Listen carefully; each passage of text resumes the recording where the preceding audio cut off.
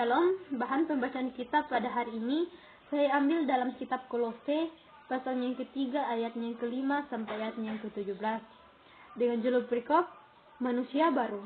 Firman Tuhan berbunyi, karena itu, matikanlah dalam dirimu segala sesuatu yang duniawi, yaitu percabulan, kenajisan, hawa nafsu, nafsu jahat, dan juga keserakahan, yang sama dengan penyembahan berhala. Semuanya itu mendatangkan murka Allah atas orang-orang durhaka.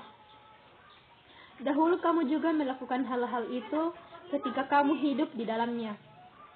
Tetapi sekarang, buanglah semuanya ini, yaitu marah, geram, kejahatan, fitnah, dan kata-kata kotor yang keluar dari mulutmu. Janganlah lagi kamu saling mendustai, karena kamu telah meninggalkan manusia lama serta kelakuannya, dan telah mengenalkan manusia baru yang terus-menerus diperbaharui untuk memperoleh pengetahuan yang benar menurut gambar kaliknya.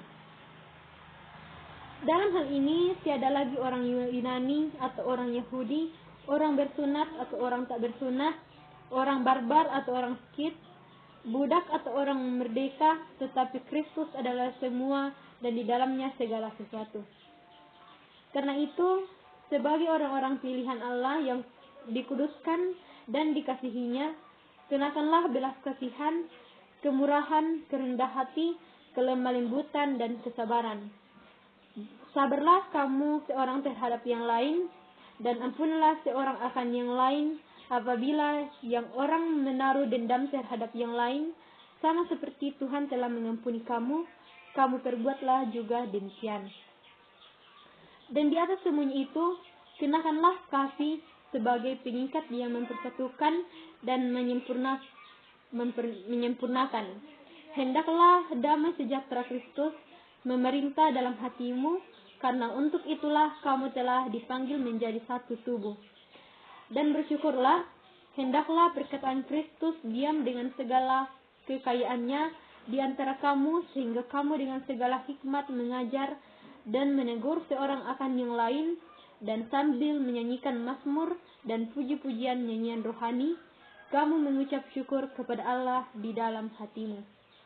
Dan segala sesuatu yang kamu lakukan dengan perkataan atau perbuatan, lakukanlah semuanya itu dalam nama Tuhan Yesus sambil mengucap syukur oleh Dia kepada Allah Bapa kita.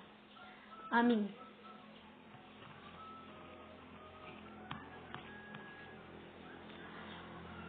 Saudara-saudaraku yang terkasih, dalam pembacaan kitab pada saat ini, saya memberi tema yaitu peran umat Tuhan di tengah multikulturalisme. Saudara-saudara, Tuhan menghadirkan dan menempatkan kita di tengah keberagaman suku, bahasa, agama, dan budaya. Semuanya, keragaman itu merupakan kekayaan yang harus dijaga dan dirawat secara benar, baik dan bertanggung jawab oleh setiap insan yang ada di dunia ini. Keberagaman selalu diuji keutuhannya oleh keberagaman ideologi yang sedang marak di dunia sekarang ini. Titik sebagai umat Allah, kita juga hidup beraktivitas dalam berkarya di tengah keberagaman itu. Umat Allah sebagai warga negara melakukan perannya, yaitu merajut kesatuan anak bangsa yang secara historis ditandai sebagai masyarakat pluralis, penuh keberagaman dan sekaligus perbedaan. Bila mana orang Kristen telah menjadi manusia baru dalam Kristen, maka memiliki potensi dan peran merajut kesatuan persatuan di tengah keberagaman. Keyakinan ini didasarkan pada kebenaran yang pertama, kita dimampukan Tuhan menjaga kesatuan dan persatuan. Saudara-saudaraku yang terkasih, kita sebagai umat Allah atau sebagai manusia baru dimampukan untuk meninggalkan manusia lama dan menerima perbedaan. Titik manusia baru meninggalkan perbuatan dosa dan berbagai keinginan duniawi yang merusak, sebab di mana ada iri hati, di situ ada kekacauan dan berbagai macam bentuk kejahatan. Selain itu, kita juga dimampukan untuk menerima perbedaan atau perbedaan suku, budaya, kepribadian, perbedaan status sosial, perbedaan latar belakang, dan titik perbuatan demikian, umat Allah telah menjalankan salah satu peran penting demi merajut kesatuan persatuan bangsa. Yang kedua, kita dimampukan Tuhan karena ada dua buah roh seperti yang tertulis dalam Galatia pasalnya yang ke-5 ayatnya yang ke-22 sampai 23. Umat Allah sebagai manusia baru dimampukan menampilkan dua buah di antara yang telah disebutkan.